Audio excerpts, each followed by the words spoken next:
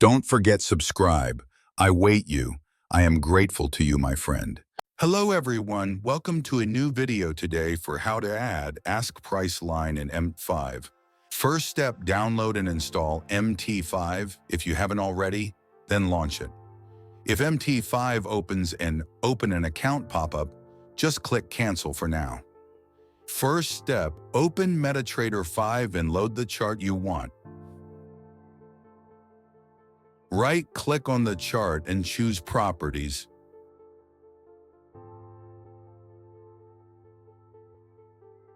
In the Properties window, go to the Show Check, Show Ask Line, or Show Ask Price line, and click OK.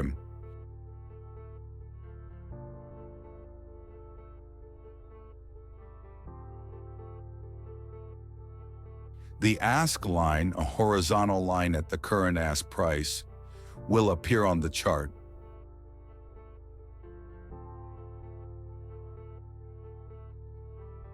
That's all. See you next video.